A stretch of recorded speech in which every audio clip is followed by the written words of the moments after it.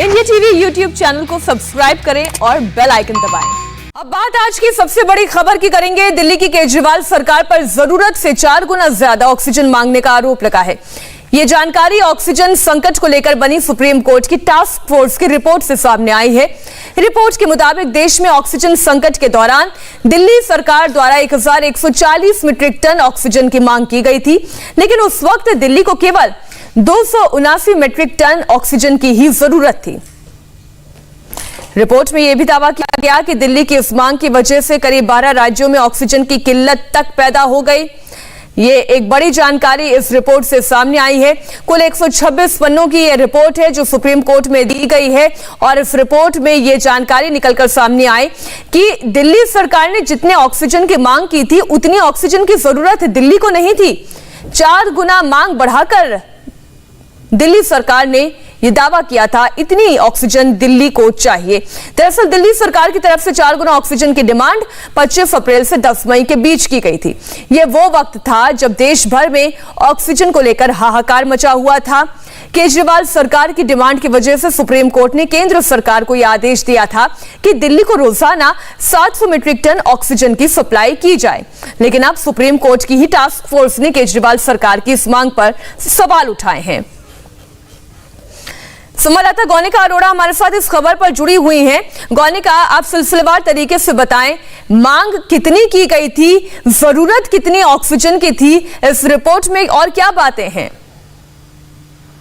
देखिए, इस रिपोर्ट में ये जो टास्क फोर्स कोर्ट की तरफ से गठित की गई थी वो दरअसल एक 12 मेंबर्स की टास्क फोर्स थी और उसमें एक सब ग्रुप बनाया गया था जिसको रणदीप गुलेरिया एम्स के डायरेक्टर हेड कर रहे थे और वो 5 सदस्यों का सब ग्रुप बनाया गया था। उस सब ग्रुप की तरफ से ये रिपोर्ट सबमिट की गई है और इसमें साफ तौर पर यह कहा गया है कि 4 गुना ज्यादा ऑक्सीजन की सप्लाई दिल्ली सरकार की तरफ से जब पीक के दिन थे, यानी कि 25 अप्रैल से 10 मई के दिन जब कोरोना के केसेस दिल्ली में काफी ज्यादा आ रहे थे, 30,000 40,000 तक केसेस पहुंच रहे थे, उस दौरान दिल्ली में इस तरीके से ऑक्सीजन की सप्लाई 4 गुना ज्यादा मांगी गई थी और जो कैलकुलेशन करके इस वक्त रिपोर्ट में बताया गया है वो 289 मीट्रिक टन दिल्ली को उस वक्त ऑक्सीजन सफिशिएंट थी। इतनी ऑक्सीजन सप्लाई से दिल्ली के तमाम जो हॉस्पिटल्स हैं उनको सप्लाई पूरी हो सकती थी और जो लोगों को इंडिविजुअली भी ऑक्सीजन दी जा रही थी वो भी इसमें सफिशिएंट थी। लेकिन उसके बावजूद दिल्ली सरकार की तरफ से जो मांग की गई थी वो करीब 1200 मीट्रिक टन की गई थी और इतनी ऑक्सीजन सप्लाई दिल्ली सरकार ने ली है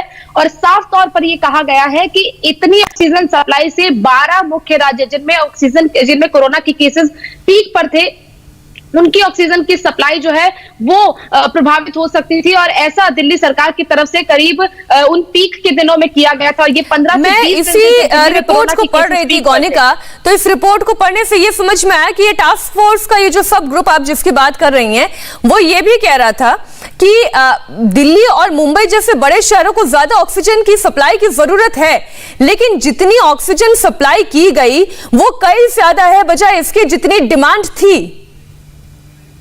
देखिए, बिल्कुल कोर्ट ने ये क्योंकि दिल्ली और मुंबई ये 2 ज्यादा मुख्य तौर पर ऐसे राज्य थे जो सबसे ज्यादा प्रभावित हुए थे कोरोना के केसेस के चलते, लेकिन मुंबई की तरफ से महाराष्ट्र की तरफ से देखा गया था कि कभी भी ऐसे बार बार कोर्ट का दरवाजा खटखटाया नहीं गया था। लेकिन उस वक्त जब दिल्ली में कोरोना के केसेस पीक पर थे तो दिल्ली सरकार ने अपनी जिम्मेदारी से अपना पूरा पल्ला झाड़ दिया था और साफ तौर पर हर मामले में वो कोर्ट में जा रहे थे, क्योंकि उस वक्त की बातें कोर्ट में इसलिए भी पहुंच रही थी क्योंकि हर अस्पताल कोर्ट में जा रहा था। कई अस्पतालों के पास 2 घंटे की ऑक्सीजन सप्लाई होती थी, वो दिल्ली हाईकोर्ट जाते थे और देखा गया कि देर रात तक सुनवाई भी कोर्ट में हुई है। तो बड़ी हैरानी की बात है, मांग की गई 1140 मीट्रिक टन की, जरूरत थी 289 टन की। अब तो हैरानी ये होती है कि फिर ये जो 4 गुना अधिक ऑक्सीजन की सप्लाई हुई वो अस्पताल पर पहुंची ढंग से या नहीं पहुंची, क्योंकि फिर अस्पताल कोर्ट में क्यों पहुंचे, ये एक अहम सवाल है। शुक्रिया गौनिका पूरी जानकारी के लिए आपका। हमें यहां पर रुकना होगा एक छोटे से ब्रेक के लिए और पंजाब को लेकर दिल्ली में एक बार फिर से हलचल तेज हो गई है। इसे लेकर क्या है अपडेट देंगे आपको एक छोटे से ब्रेक के बाद। नमस्ते, मैं हूं मीनाक्षी जोशी। वीडियो और खबरों से अपडेट रहने के लिए India TV YouTube channel subscribe करें, बेल आइकन दबाना ना भूलें। जुड़े रहें इंडिया टीवी के साथ।